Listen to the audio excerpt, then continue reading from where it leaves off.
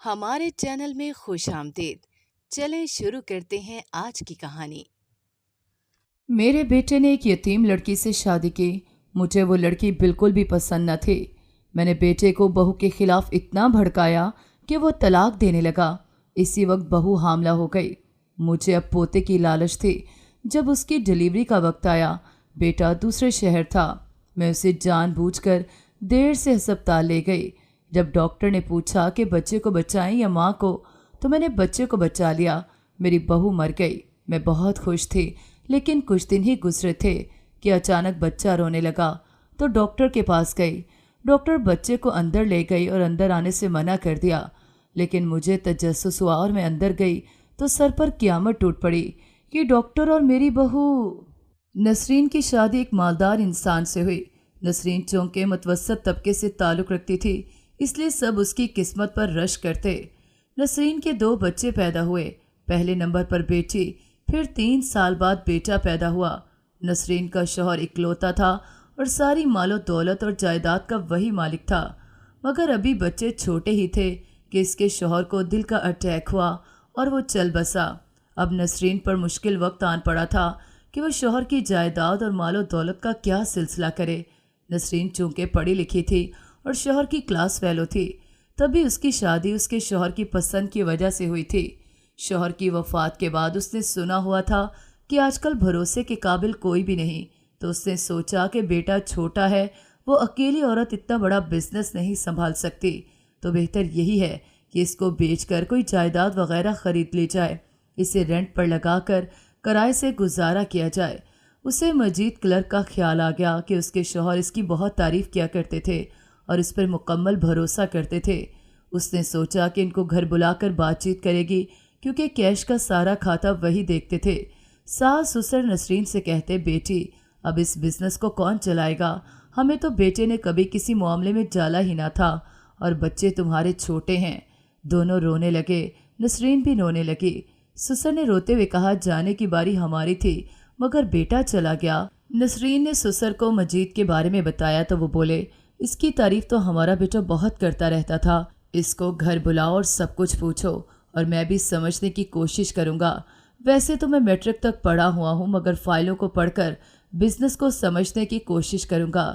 تم پڑھی لکھی ہو، میرا مشورہ ہے کہ میں اور تم دونوں مل کر بزنس کو سنبھالنے کی کوشش کرتے ہیں اور اس کو جاری رکھتے ہیں، کیونکہ ہمارے بیٹے نے اس پر بہت جان کھپائی اور بہت محنت سے اسے آگے بڑھایا ہے، اور جب اس کے کھانے کا وقت آیا تو اسے نصیب نہ ہوا۔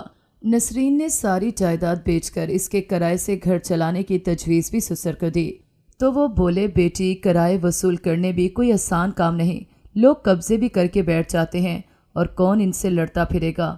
ساس بولی، پہلے تو میں گھر کے کسی معاملے میں نہ پڑتی تھی، تم دونوں ہی اس کو چلاتے تھے، مگر اب میں گھر کے سلسلے کو دیکھوں گی اور تم اس طرف سے بے فکری ہو جاؤ، اور تم اپنے سسر کے ساتھ مل کر بزنس کو دیکھو۔ تمہارے سسر ساتھ ہوں گے تو کوئی تمہیں اکیلی عورت سمجھ کر لوٹنے کی کوشش بھی نہیں کرے گا۔ سسر نے بھی کہا کہ مجید کو بلاؤ، دیکھتے ہیں کہ اس کے پاس کیا حساب کتاب ہے۔ کیش کا سارا کھاتا وہی دیکھتا تھا۔ نسرین اور اس کے سسر نے مجید کو بلایا، جو وہاں کی اچھی پوسٹ پر تھا۔ اس سے دونوں نے ساری معلومات لیں کہ کون کتنی ایمانداری سے کام کرتا تھا۔ پھر نسرین سسر کے ساتھ مل کر آفس کو دیکھنے لگی۔ اس پورے معاملے میں مجید نے ان دونوں کی بہت رہنمائی کی۔ سسر نے اسے بڑی اچھی پوسٹ دینی چاہی تو نسرین بولی، ابا جی اگر اسے کوئی بڑی پوسٹ دے دی تو اتنا زیادہ دوسرے کاموں کو نہیں چلا سکے گا، جس کام میں وہ ماہر ہے، اسے اسی کام میں رہنے دیں۔ ایسا کرتے ہیں کہ اس کی فالتو مدد امداد کر دیا کریں گے۔ نسرین کے سسر نے دیکھا وہ غریبوں کو اتنی لفٹ نہیں کراتی۔ وہ حیران تھے کہ وہ خود غریب گھر سے آئی ہے۔ اس نے مجید سے کافی کچھ سیکھا اور ایک طرح سے مجید اس کا بایاں بازو تھا، مگر وہ اس کی تھوڑی سی ہی تنخواہ بڑھا پائی اور بزنس کو اچھی طرح سمجھ کر چلانے لگی۔ سسر کو مجید کی مہربانیوں کا احساس تھا۔ انہوں نے بیوی سے مشورہ کیا تو ان کی بیوی نے کہا کہ بہو کو ہم ناراض نہیں کر سکتے، کہ اب ہم اسے نہیں چھوڑ سکتے، کیونکہ وہ ہمارے پوتے پوتی کی ماں ہیں اور اتنی بوڑھی بھی نہیں ہے کہ دوسری شادی نہ کر سکے۔ اب ہمیں ہر کام خوب سوچ سمجھ کر کرنا پڑے گا۔ اس کی کچھ عادات شروع سے ہی مجھے ناپسند تھیں کہ وہ غریبوں پر رحم نہیں کرتی تھی اور ملازموں کو ہر وقت ذلیل کرتی رہتی تھی، اور ان کو دینے دلانے میں بھی کنجوسی کرتی تھی۔ اس کے برعکس ہمارا بیٹا بہت رحم دل اور غریبوں کا ہمدرد تھا۔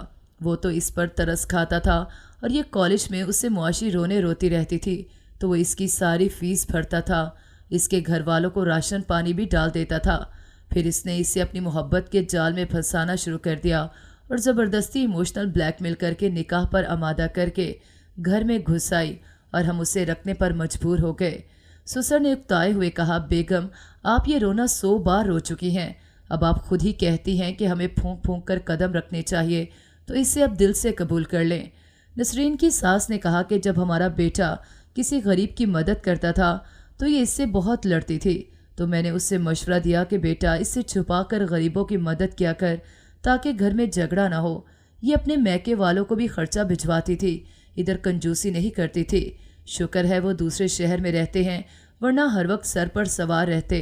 وہ لوگ سرکاری نوکری میں پھنسے ہوئے ہیں، ورنہ تو ادھر ہی ڈیرا جما لیتے۔ نسرین کی ساس نے کہا کہ مجید نے ہماری بہت رہنمائی کی ہے، جس کی وجہ سے ہم لوگ بزنس کو سنبھال پائے۔ یہ اس کا ہم پر بہت بڑا احسان ہے، ہمیں اب اس کی خفیہ طور پر مدد کرنی چاہیے۔ اس کو ایک فلیٹ خرید کر دیں اور اس کے بچوں کو اعلیٰ تعلیم دلوائیں اور اس کے گھر کا سودا سلف ہر ماہ بھیجیں، اور وہ بھی بہو سے چوری، تاکہ وہ جھگڑا نہ کر سکے۔ سسر نے بیوی سے کہا، بیگم اب بہو سے ڈرنے کی زیادہ ضرورت نہیں، میں نے پیسوں کا حساب کتاب سب اپنے پاس رکھا ہے اور باقی معاملات وہ چلا رہی ہے، اور قانونی کارروائی کرتے ہوئے میں اس بزنس کا ہیڈ ہوں اور اسے میں نے ملازمت دی ہے، اور جس پوسٹ پر وہ ہے میں نے اس سے کہا ہے کہ اسے اتنی ہی پے ملے گی، اور اگر میں چاہوں تو ساری جائیداد ٹرسٹ کے حوالے بھی کر سکتا ہوں، اور اس کے میکے میں ماہوار بھیجنا بھی بند کر دیا ہے۔ اس قسم کے فالتو اخراجات میں نے اسے کہا ہے کہ اپنی تنخواہ سے پورے کرے۔ میں خود بھی اب بزنس کو اچھی طرح سمجھ چکا ہوں اور بیٹے کی کرسی پر میں ہی بیٹھتا ہوں اور یہ میرے آگے جواب دہ ہے۔ رہا مجید کا سوال، تو اسے بھی میں نے اسی لیے اسی پوسٹ پر رکھا کہ وہ اسی کام میں ماہر ہے، اور مزے کی بات یہ ہے وہ ویسے غربت میں بھی اپنے بچوں کو ہمارے پوتا پوتی والے اسکول میں ہی پڑھاتا تھا، اور اس کی نیک نیتی کے سبب ہمارے بیٹے نے جو آپ بتا رہی ہیں وہ سب مہربانیاں کی ہوئی تھیں۔ اس نے فلیٹ لینے سے تو انکار کر دیا تھا اور باقی چیزیں وہ کرنے سے نہ روک سکا کیونکہ وہ بہت مجبور تھا۔ یہ سب باتیں اس نے مجھے خود بتائی ہیں کہ وہ دفتر کے سب سے چھوٹی پوسٹ والے ملازمین پر بہت مہربانیاں کرتے رہتے تھے۔ نسرین کے سسر نے کہا کہ بہو کو میں نے تیر کی طرح سیدھا کر دیا ہے کہ بچے اتنے چھوٹے نہیں ہیں کہ ہم لے نہ سکیں، اور تمہاری اتنی حیثیت اور آمدن نہیں کہ تم ان کو پال سکو، تم دوسرا نکاح کرنا چاہتی ہو تو کر سکتی ہو۔ مگر نسرین نے روتے ہوئے کہا کہ آپ جیسا کہیں گے میں ویسا کروں گی، مجھے گھر سے نہ نکالنا۔ ساس نے کہا، وہ تو ٹھیک ہے مگر بچے اتنے چھوٹے نہیں ہیں اور وہ انہیں ہمارے خلاف کر دے گی۔ سسر نے بیوی کو تسلی دیتے ہوئے کہا، بیگم اب آپ راج کریں، اس نے بہت منمانی کر لی تھی۔ اس بات کے لیے بھی میں نے اسے خبردار کر دیا تھا کہ کوئی چالاکی یا سیاست نہیں کرنی، ورنہ میں جائیداد سے بے دخل کر دوں گا، کیونکہ میں نے ابھی تک کچھ بھی بیٹے کے نام نہیں کیا تھا، سب کچھ میرے نام پر ہے۔ بیٹے نے فیکٹری بھی میرے نام پر شروع کی تھی۔ جانتا تھا کہ اس کی بیوی کیسی ہے، بچوں کی وجہ سے اسے چھوڑ بھی نہیں سکتا تھا۔ نسرین کی ساس شوہر کی باتیں سن کر مسکراتے ہوئے بولی، شاباش، آپ نے تو مجھے حوصلہ دے دیا، ورنہ ساری زندگی اس کے روب کے نیچے دبی رہی۔ نسرین کے سسر نے کہا، میں آپ کو کہتا ہوں کہ اسے اتنا مت ڈرا کریں۔ نسرین کی ساس افسردگی سے بولی کہ میں ڈرتی تھی کہ بیٹا اس کو اتنے چاؤ سے بیاہ کر لایا ہے تو یہ میری طرف سے اسے بدظن نہ کرے، اگر اسے کچھ کہا تو وہ میرے بیٹے کو ہی لے کر ہم سے دور نہ چلی جائے۔ نسرین کے سسر نے ماتھے پر ہاتھ مار کر کہا، ارے میری بھولی بیوی، بیٹا تو اس سے شدید تنگ رہتا تھا اور کئی بار تو اسے چھوڑنے کے بارے میں بھی تلا رہا، مگر میں نے اسے ایسا نہ کرنے دیا۔ وہ تو آج راز کی بات بتاؤں کہ وہ اس کی سہیلی کو پسند کرتا تھا، وہ اسے بتاتی رہتی تھی تو اس نے چکر چلا کر اسے مرنے کی دھمکی دے کر نکاح کر لیا۔ بعد میں تم نے اسے بہت پروٹوکول دیا تو ادھر سے پھر بچی بھی ہو گئی، تو بیٹا تمہاری وجہ سے اسے نہ چھوڑتا تھا کہ امی اسے پسند کرتی ہیں۔ نسرین کی ساس بولی، میں بھولی عورت اس کی چالاکیوں کو نہ سمجھ سکے، مجھے اتنا پروٹوکول دیتی تھی، واری صدقے جاتی تھی، میرے لیے کپڑے وغیرہ لاتی تھی، پھر جب بیٹا ہوا تو اس نے یکدم مجھ سے رویہ ہی بدل لیا اور اکھڑی اکھڑی رہنے لگی اور بیٹے سے مطالبہ کرتی کہ اسے الگ رکھے، مگر بیٹا بیچارہ اسے سمجھاتا کہ اگر تو میرا کوئی اور بھائی بہن ہوتا تو پھر شاید میں تمہاری بات کے بارے میں سوچتا۔ اب چونکہ میں اکیلا بیٹا ہوں تو اپنے بوڑھے والدین کو کس طرح اکیلے چھوڑ کر جا سکتا ہوں۔ وہ کہتی ویسے بھی پوری نوکروں کی فوج موجود ہے، ان کو کیا پرابلم ہے؟ ویسے بھی آج کل ٹیلی فون پر ہر وقت رابطہ ہو سکتا ہے، کوئی مسئلہ ہوگا تو فون کر دیں گے۔ جب شوہر نے اسے سمجھایا کہ یہ سب کچھ میرے باپ کے نام ہے، فیکٹری باپ نے شروع کی تھی، مجھے انہوں نے اس فیکٹری میں ملازم رکھا ہوا ہے، وہ تو میرے بابا رحم دل انسان ہیں جو تمہارے میکے والوں کو خرچہ بھیج دیتے ہیں، میں نہیں وہ بھیجتے ہیں۔ ٹھیک ہے، اگر تو میری تنخواہ سے گھر کا رینٹ، بچوں کی فیس اور گھر کا خرچہ چلا سکتی ہو تو ٹھیک ہے، اور یہ بھی ہو سکتا ہے بابا اس پاداش میں مجھے غصے سے نوکری سے ہی نہ نکال دیں۔ تب اسے جا کر عقل آئی۔ نسرین کی ساس پچھتاتے ہوئے بولی، ہائے کاش میرے بیٹے کی شادی اس سے نہ ہوئی ہوتی تو جسے وہ پسند کرتا تھا اس سے کی ہوتی تو کتنا اچھا ہوتا۔ نسرین کے سسر نے کہا، میں اس بچی کے پاس گیا تھا کہ بیٹے کی دوسری شادی کروا دوں، ماشاءاللہ سے وہ 3 اور بیویوں کے خرچے بھی اٹھا سکتا ہے، مگر وہ بچی بہت نیک تھی۔ اس نے کہا کہ اب وہ میری دوست کا شوہر ہے اور میں اپنی خوشی کے لیے اپنی دوست کا گھر خراب نہیں کر سکتی ہوں۔ اب تو سوال ہی پیدا نہیں ہوتا، وہ جس طرح بھی اس کی بیوی بنی یہ اس کا نصیب تھا۔ نسرین کے سسر نے کہا، میں مایوس ہو کر آ گیا، اگر وہ مان جاتی تو میں بیٹے کا زبردستی اس سے نکاح کروا دیتا، کیونکہ بیٹا نسرین سے شادی کے بعد اب کسی اور کے بارے میں سوچتا بھی نہ تھا، کہتا تھا یہی میرا نصیب تھی اور اب میرے بچوں کی ماں ہے۔ نسرین کے سسر نے کہا، بیگم اب تمہیں دب کر یا ڈر کر رہنے کی ضرورت نہیں، میں نے اسے اب سبق سکھایا ہے۔ نسرین کی بیٹی 15 سال کی تھی اور بیٹا اس سے 3 سال چھوٹا تھا۔ شروع میں بچوں نے باپ کی وفات کا بہت اثر لیا، مگر دادا انہیں ملک کے مختلف مقامات پر سیر کرواتے رہتے اور ان کا ہر ممکن دل بہلانے کی کوشش کرتے رہتے۔ نسرین کو سسر نے کہا تھا کہ گھر کا آدھا خرچہ تم نے اٹھانا ہے، باقی خرچے میرے ذمہ ہیں، اور میں بچوں کو اعلیٰ تعلیم دلواؤں گا، بجلی بل کا اور گھر کے سارے بل بھی آدھے تم نے دینے ہیں۔ نسرین کی ساس نے حیرت سے کہا، آپ اپنی بیوہ بہو سے خرچہ لیں گے؟ آپ اتنے سنگ دل کیسے ہو گئے؟ نسرین کے سسر نے کہا، بھولی بیگم میں نے بہت دور کی سوچ کر ایسا کیا ہے، اگر میں سارے خرچے خود اٹھانے لگ جاتا تو پھر یہ اپنی تنخواہ سے صرف عیاشی کرتی، میکے بھجواتی۔ اب اسے یہ فکر تو ہوتی ہے کہ گھر کا خرچہ پورا کرنا ہے اور سنبھل کر چلے گی، کھلی بے دریغ شاپنگ نہیں کرے گی۔ ساس نے ہنس کر مذاق میں کہا، مجھے نہیں پتا تھا کہ آپ اتنے چالاک ہیں، اسی لیے میں سوچوں کہ اب وہ فالتو لائٹیں کیوں بند کرتی رہتی ہے، یا وہ اے سی چلا کر اب نہیں بیٹھتی، باہر سے اب کھانا آرڈر کم کرتی ہے، گھر میں پکواتی اور کھاتی ہے، بچت کرنے لگی ہے۔ میں نے تو اسے فون پر اپنے میکے والوں کو بھی یہ کہتے سنا تھا کہ ان کو سنا رہی تھی کہ میں نے اب ساری زندگی کا ٹھیکہ تو نہیں اٹھا رکھا، اب میں خود بیوہ ہوں اور میرے سسر جو مجھے تنخواہ دیتے ہیں اس میں مجھے گھر کا آدھا خرچہ دینا پڑتا ہے۔ شکر ہے سسر صاحب آدھا خرچہ تو اٹھا رہے ہیں، ان کا پیسہ ہے، دیں یا نہ دیں، زبردستی تو نہیں کی جا سکتی نا۔ ان کو اب میں خوش نہیں رکھوں گی تو وہ اتنے ضدی اور اپنی بات کے پکے ہیں کہ کوئی بعید نہیں کہ وہ سب کچھ اٹھا کر غریبوں میں بانٹیں۔ مجھے تو اب پتہ چلا ہے کہ میرے شوہر اس فیکٹری میں تنخواہ پر تھے، مجھے تو ڈر ہے کہ میں جائیداد کا حق دعوت جتاؤں کہ میں عدالت چلی جاؤں گی تو وہ یہ کہہ دیں گے کہ میرا شوہر ان کا سگا بیٹا نہیں تھا، گود لیا ہوا تھا، اس لیے اب مجھے ہر حال میں ان کی مانی ہے۔ مجھے تو یہ سن کر شرمندگی ہو رہی تھی جب مجھے مجید نے بتایا کہ آپ کے میکے والوں کو وہ ماہوار بھیجتے تھے، بیٹے کے کہنے پر وہ اب انہوں نے بند کر دی ہے۔ تم کیسے بھائی ہو کہ بیوہ بہن سے خرچہ مانگ رہے ہو، باپ کی پینشن پر پل رہے ہو، اٹھو کماؤ۔ میں اتنی محنت سے کماتی ہوں، صبح نکلتی ہوں، شام کو گھر جاتی ہوں، بچوں کو ساس دیکھ لیتی ہیں، یہ ان کی مہربانی ہے۔ مجھے تو اپنی ساس سسر کی اب قدر آ رہی ہے کہ کتنے اچھے ہیں، مگر میں نے ان کو اچھا نہ جانا۔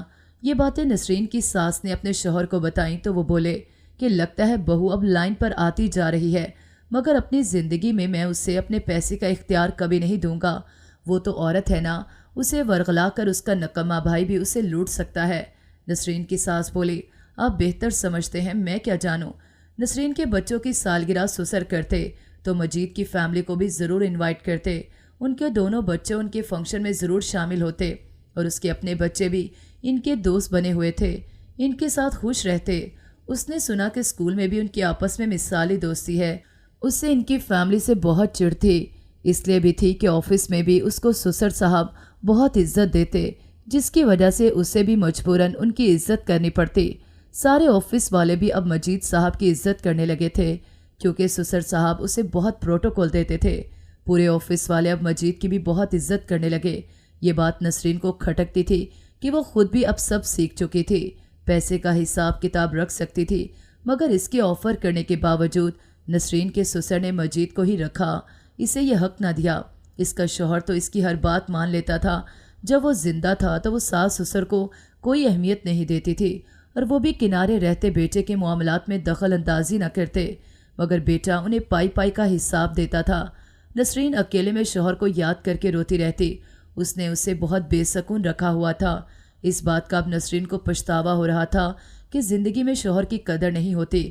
اگر شوہر اچھا ہو تو بیوی کو بجائے اس کی قدر کرنے کے اس کی ڈیمانڈیں بڑھتی جاتی ہیں۔ وہ سوچتی کہ کیا کہتے اسے ساس سسر جو اس کی آنکھوں میں کھٹکتے تھے۔ وہ دور بیٹھی اپنے بوڑھے والدین کو احساس کر کے شوہر کی کمائی سے ماہوار بھیجتی تھی، تو اس کے والدین اسے کیوں برے لگتے تھے؟ اس کے میکے والے اور بہن بھائی بھی ہمیشہ اسے غلط پٹی پڑھاتے رہتے، نہ چاہتے ہوئے بھی وہ ان کی باتوں میں آ جاتی۔ اب وہ اسے کہتے کہ کسی طریقے سے سسر سے سارے اختیارات لینے کی کوشش کرو۔ وہ چاہتے تھے کہ پھر ان کی عیاشی کے دن شروع ہو جائیں۔ وہ اکتا کر کہتے کہ تمہارا جوان جہان شوہر مر گیا، مگر تمہاری ساس سسر کو کچھ نہیں ہوتا۔ اس عمر میں لوگوں کی یادداشت کم ہو جاتی ہے، کچھ تو بالکل بھول جاتے ہیں، مگر تمہارے سسر اب بھی توانا اور ذہنی لحاظ سے بالکل ٹھیک ہیں۔ نسرین کے میکے والے گھر کے قریب شفٹ ہو چکے تھے، اور اب وہ روز اس کے گھر آنے لگے۔ ساس ان کی آؤ بھگت کرتی کہ بہو کے میکے والے ہیں، مگر سسر صاحب سلام دعا سے زیادہ بات نہ کرتے اور سپاٹ چہرہ رکھتے، جس کی وجہ سے وہ سسر کے آتے ہی جانے کے لیے پر تولنے لگتے۔ نسرین کسی وقت ان کے وقت بے وقت آمد سے تنگ پڑ جاتی، مگر ان سے شدید محبت ہونے کے سبب برداشت کر جاتی۔ اس نے اپنے بہن بھائیوں کے بچوں کو بھی پڑھانے پر زور دیا تھا تاکہ بڑے ہو کر ان سے رشتے جوڑ سکے۔ وہ لوگ بھی بچوں کو اچھے اداروں میں پڑھا رہے تھے، مگر تربیت کی کمی تھی۔ ان کو بہن کی مدد کی اتنی ضرورت نہ تھی، کیونکہ اب وہ بھی خوشحالی کی طرف گامزن تھے، مگر لالچ اور عادت سے مجبور تھے۔ نسرین کے بچے اب اسکول سے نکل کر کالج اور پھر یونیورسٹی میں آ چکے تھے۔ نسرین کے ساس سسر ابھی بھی لاغر اور بوڑھے نہ ہوئے، بلکہ دن بدن ان میں ہمت اور طاقت آتی جا رہی تھی۔ واک پر وہ ڈیلی جاتے، اپنی خوراک کا بہت خیال رکھتے، اپنے پوتے پوتی کو دیکھ دیکھ کے جیتے تھے۔ نسرین کے بچے اس کی نسبت دادی دادا کو زیادہ اہمیت دیتے، ان کی بات مانتے، ان سے گپ شپ کرتے، ہنسی مذاق کرتے، ان کے ساتھ شاپنگ پر جاتے اور واک کرنے بھی جاتے۔ نسرین کی بیٹی اپنے دادا دادی کی بہت خدمت کرتی اور اپنے ننیال والوں کے وقت بے وقت آنے پر تنگ پڑتی اور ان کو اور ان کے بچوں کو لفٹ نہ دیتی۔ بیٹا بھی ان سے زیادہ بات چیت نہ کرتا، نہ ہی انہیں دوست بناتے۔ مجید کے بچوں کے ساتھ گہری دوستی رکھتے، جہاں جاتے دادا کو ان کو بھی ساتھ شامل کر لیتے۔ اکثر دادی دادا کے ساتھ وہ پکنک کا پروگرام بناتے رہتے کہ ہمارے بزرگوں کو بھی ایسی چیزوں کی ضرورت ہوتی ہے، تو دادا مجید کی فیملی کو بھی شامل کر لیتے۔ مجید کی سادہ سی بیوی کچھ نہ کچھ مزیدار ڈش پکا کر لے آتی تو بچے بہت خوشی سے کھاتے۔ نسرین بہت مائنڈ کرتی اور بچوں سے کہتی، پرائے لوگوں کو ساتھ لے کر جانے کی بجائے اپنوں کو ساتھ لے کر جایا کرو۔ تمہارے ماموں زاد خالہ زاد بھی ہیں، ان کو ساتھ رکھا کرو، ان سے دوستی بناؤ۔ مگر دونوں بچے ناگواری سے منہ بنا کر ہاتھ جوڑ کر کہتے، توبہ ماما، ان سے دور سے سلام ٹھیک ہے، ہم بہت انکمفرٹیبل ہو جاتے ہیں ان کی موجودگی میں۔ ان کو کوئی تمیز ہی نہیں کسی کے گھر آنے جانے کی۔ ہر گھر کے کچھ اصول اور ضابطے ہوتے ہیں، منہ اٹھائے وقت بے وقت چلے آتے ہیں۔ ماں بچوں کو ڈانٹتی، مگر وہ اپنے موقف پر ڈٹے رہتے۔ آہستہ آہستہ نسرین کے میکے والوں نے آنا کم کر دیا کہ نسرین نے محسوس کیا کہ اس کے سسر تنگ پڑتے ہیں۔ اگر اس نے ان کا آنا بند نہ کیا تو سسر کی ناراضگی مول نہ لینی پڑ جائے۔ بچے تو پہلے ہی ان کے خلاف تھے۔ بیٹی پڑھ کر فارغ ہو چکی تھی اور اب اس کی شادی کا مرحلہ آن پڑا تھا۔ وہ شکر کرتی تھی کہ شکر ہے مجید کا بیٹا چھوٹا ہے، ورنہ سسر صاحب اس کی ادھر شادی کرنے سے بھی باز نہ آتے۔ نسرین کے میکے والے بہن بھائی بھی رشتہ مانگ رہے تھے، مگر اس کی بیٹی صاف کہہ دیتی کہ باہر جدھر مرضی کر دیں، مگر ان لوگوں میں نام مت لینا۔ سسر اپنے جاننے والوں میں رشتہ دیکھ رہے تھے۔ آخر ان کو ایک بیٹے کے کسی دوست کے بیٹے کا رشتہ مل گیا۔ وہ رشتہ مناسب تھا تو ادھر رشتہ طے کر دیا گیا۔ لڑکا ملک سے باہر اسٹڈی کے لیے گیا تھا اور وہیں جاب کرتا تھا۔ شادی کی تیاریاں شروع ہو گئیں۔ مجید کی بیوی ہیلپ کرنے آ گئی۔ وہ کام بھی کرواتی اور ذمہ داری بھی اٹھاتی۔ لڑکے والوں نے جہیز لینے سے انکار کر دیا کہ صرف کپڑے اور زیور دے دیں، لڑکی نے باہر چلے جانا ہے۔ ان کا گھر اچھی سوسائٹی میں تھا۔ نسرین کے میکے والے ان کے ٹھاٹ باٹ دیکھ کر دنگ رہ گئے۔ نسرین کی بیٹی بھی اس رشتے سے خوش تھی۔ نسرین اپنی بیٹی کی جدائی سے غمگین تھی۔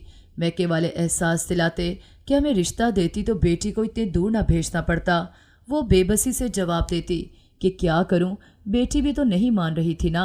وہ کہتے وہ تو بچی ہے، سارا قصور دادا کا ہے جو بچوں کو اپنوں کے خلاف کرتے ہیں، ماں کا نافرمان بناتے ہیں۔ وہ ایک سرد آہ بھر کر رہ گئی۔ بیٹی کی شادی ہو گئی اور 6 ماہ بعد وہ ملک سے باہر بھی چلی گئی۔ نسرین اس کے بغیر اداس رہتی تو دادی حوصلہ دیتی کہ جب بیٹی دور رہ کر بھی خوش ہے تو پاس رہتی اور ناخوش رہتی وہ بہتر ہے یا اس کا دور رہنا۔ نسرین جانتی تھی کہ اس کی ساس کا اشارہ میکے کی طرف تھا۔ وہ بہن کو بتاتی تو وہ کہتی توبہ توبہ، کتنی گھنی ہے تمہاری ساس، اوپر سے کتنی بھولی بنتی ہے اور کیسے طنز کے تیر چلاتی ہے۔ ساس کے لیے نسرین کے دل میں میل ڈال دیتی۔ نسرین کی بہن کا شوہر ملک سے باہر ہوتا تھا تو وہ میکے میں ہی رہتی تھی اور اکثر آئی رہتی اور نسرین کے کان بھرتی رہتی۔ نسرین اس کی باتوں پر بہت کان دھرتی۔ وہ اپنی بیٹی کا رشتہ نسرین کے بیٹے کو دینا چاہتی تھی۔ اس کی بیٹی بھی آ کر نسرین سے پیار جتاتی رہتی۔ نسرین کے بیٹے کے آگے پیچھے پھرتی۔ وہ اس سے سخت تنگ پڑتا، بالکل لفٹ نہ دیتا۔ اس کی بہن گلا کرتی کہ تمہارے بچے تو ننیال سے ایسے دور بھاگتے ہیں جیسے ہم اچھوت ہوں۔ یہ سب تمہاری کمزوری ہے کہ تم نے ان کا رجحان ہماری طرف ڈالنے کی بجائے ددیال کی طرف ڈالا۔ پھر طنز کرتے ہوئے بولی، ظاہر ہے وہاں سے فائدہ جو ملتا تھا، نوٹ کس کو برے لگتے ہیں۔ نسرین کو بعض اوقات اپنے میکے والوں کی باتوں سے کوفت ہوتی۔ وہ صفائی دیتے ہوئے بولی، تم جانتی تو ہو کہ ایک بیوہ عورت پھر کیا کرے، شوہر کے بعد سسرال کے آگے مجبور ہو جاتی ہے۔ مجید کی اچانک دل کے اٹیک سے ڈیتھ ہو گئی۔ نسرین کے سسر نے اس کی فیملی کا بہت ساتھ دیا اور ان کو بہت سپورٹ کیا۔ ان کے بیٹے کو اپنے آفس میں اچھی جاب دے دی۔ نسرین نے بیٹے کو اب بہن کے بہکانے میں آ کر اپنی طرف لانا چاہا کہ وہ اس کی بات مان کر اس کی بھانجی سے شادی کر لے۔ بیٹے نے دادا کو بتایا کہ وہ مجید کی بیٹی سے شادی کرنا چاہتا ہے اور امی اپنی بھانجی سے کروانا چاہتی ہیں، جسے میں بالکل پسند نہیں کرتا۔ آپ اس معاملے میں میری مدد کریں۔ اس کے دادا نے کہا کہ بیٹا، تمہاری ماں اپنے میکے والوں کی طرف سے بہت حساس ہے، اس لیے اس کے ماننے کا تو سوال ہی پیدا نہیں ہوتا۔ مجید کا ہم پر یہی احسان بہت ہے کہ جب تمہارے فادر کی ڈیتھ ہوئی تو اس نے ہم سب کی بہت رہنمائی کی، جس کی وجہ سے ہم بزنس کو بچا سکے اور دوبارہ شروع کر سکے، ورنہ ہم ڈوب جاتے۔ اس کا ایک ہی حل ہے کہ تم خاموشی سے ان کے گھر نکاح کر کے بیوی کو گھر لے آؤ۔ وہ مان گیا اور مجید کی بیٹی سے نکاح کر کے گھر لے آیا۔ نسرین نے کافی وویلا مچایا، ساس سے لڑائی بھی کی کہ اس نے آپ لوگوں کی شہ پر ایسا کیا۔ میکے والوں کو پتہ چلا تو انہوں نے ہمت نہ ہاری، اپنے بیٹے کو اس کے اتنا خلاف کر دو کہ وہ اسے چھوڑنے پر آمادہ ہو جائے اور اس سے پیار جتاؤ اور بیٹے کے سامنے خوشی کا اظہار کرو۔ ساس سے معافی مانگو ورنہ سسر کو پتہ چلا تو برا ہوگا، اور بیٹے کا دل بھی میلا نہ کرو کہ اسے لگے کہ تم اس کی بیوی کے ساتھ بہت اچھی ہو اور وہ اچھی نہیں ہے۔ اس نے ساس سے معافی مانگی اور ساس سسر کے سامنے بہو کو سونے کا سیٹ گفٹ دیا۔ بیٹا آیا تو بہت مبارکباد دی، پھر روتے ہوئے بولی، اگر مجھے بتاتے تو میں دھوم دھام سے اسے بیاہ کر لاتی۔ میرے بیٹے کا نکاح اور پیدا کرنے والی ماں شامل نہ تھی، جس کا سب سے زیادہ حق تھا۔ بیٹا شرمندہ ہو کر معافی مانگنے لگا۔ بہن نے فکر سے فون کر کے پوچھا کہ ماما ناراض تو نہیں ہیں؟ تو اس نے خوشی سے جواب دیا کہ نہیں، وہ تو بہت خوش ہیں اور سونے کا سیٹ گفٹ دیا ہے۔ بہن سن کر حیران ہو گئی۔ دادی کی طبیعت خراب ہوئی تو 2 دن ہاسپٹل میں رہنے کے بعد وہ چل بسی۔ اب نسرین پر نظر رکھنے والا کوئی نہ تھا اور اس نے بیٹے کو بہو کی چھوٹی شکایتیں لگانا شروع کر دیں۔ دادا بھی اب بیوی کے مرنے کے بعد ہر چیز سے لا تعلق ہو گئے تھے اور خاموش رہتے تھے۔ اب سب کچھ نسرین اور اس کے بیٹے کے حوالے تھا۔ بیٹے نے بزنس سنبھال لیا تھا اور ماں کو گھر آرام کرنے بھیج دیا کہ آپ نے بہت محنت کر لی، اب آپ آرام کریں۔ روز نسرین بیٹے کو روتے ہوئے بتاتی کہ یہ چھوٹے گھر سے آئی ہے، اس کے دل میں دولت کا لالچ ہے، ساری زندگی یہ لوگ تمہارے باپ دادا کو مظلوم بن کر لوٹتے رہے ہیں۔ بیٹے کو ماں کی باتوں کا یقین آنے لگا۔ وہ روز اس سے لڑتا جھگڑتا۔ ماں نے اپنے ہاتھوں پر ناخن مار کر اپنے ناخن کاٹ دیے۔ बेटा आया तो बोले, ये देखो मुझे कैसे उसने नाखून मारे हैं। बेटे का दिमाग घूम गया। इसके बड़े नाखून देखे तो उसे मारने लगा। वो गिरकर बेहोश हो गई। उसे हॉस्पिटल ले गए तो डॉक्टर ने खुशखबरी सुनाई कि ये उम्मीद से है। बेटा माँ से बोला, ये घर जाएगी तो मैं इसे तलाक दे दूंगा। नसरीन के दिल में पोते का लालच आ गया कि अगर पोता हुआ तो बच्चा लेकर उसे तलाक दिलवा देगी। इसने बेटे से कहा, दफ़ा करो, अब ये तुम्हारे बच्चे की माँ बनने वाली है। बच्चा हो जाए तो बच्चा लेकर इसे छोड़ देंगे। नसरीन की बहन और बेटी मुसलसल घर में आती और नसरीन को और उसके बेटे को मक्खन लगाती, इसकी बीवी के खिलाफ बातें करती। नसरीन की बहू ने बमुश्किल 9 माह गुजारे कि सास की सियासतें ख़त्म ना होती। मुसलसल इसके खिलाफ बेटे को वरगलाती रहती और वो यकीन करता रहता। उसे जब लेबर पेन शुरू हुई तो उसे हॉस्पिटल ले जाने में सास ने बहन की बातों में आकर जानबूझकर देर से हॉस्पिटल लेकर गई।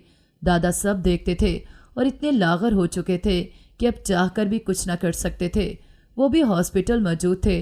बेटा बिजनेस टूर पर शहर से बाहर था। जब डॉक्टर ने आकर बताया कि मरीज की हालत बहुत ख़राब है और माँ बच्चे में से किसी एक को बचाया जा सकता है, नसरीन ने झट कहा कि बच्चे को बचाया जाए। नसरीन ने जानबूझकर इसकी माँ और भाई को भी इत्तला नहीं दी थी। जब बच्चा पैदा हुआ तो डॉक्टर ने बताया कि माँ मर चुकी है और बच्चा ठीक है। नसरीन खुश हो गई कि अब भांजी को ला सकूंगी, क्योंकि बेटा भी अब भांजी की तरफ रागिब होने लगा था। इस बात से नसरीन, उसकी बहन और बेटी बहुत खुश थीं कि अब रास्ता क्लियर है। दादा ने नसरीन से कहा कि तुम बच्चे को लेकर घर चलो, मैं इसकी माँ को लेकर इसके घर जाता हूँ और कफन दफन का इंतज़ाम करता हूँ। नसरीन खुशी से बच्चे को लेकर घर आ गई और बहन और भांजी को खुशखबरी सुनाई। दोनों ने बच्चे की तरफ देखना भी पसंद न किया कि ये मनहूस साथ ही मर जाता तो अच्छा था। नसरीन का बेटा मुल्क से बाहर था, उसे फ़्लाइट नहीं मिल रही थी। वो बेटे के लिए बहुत खुश था और बीवी से बदजन। ज़्यादा अफसोस न किया, बेटे का बहुत ख्याल रखने का कहा। वो जब तक वापस आता, बच्चा माँ के बगैर नसरीन को पालना मुश्किल लगता।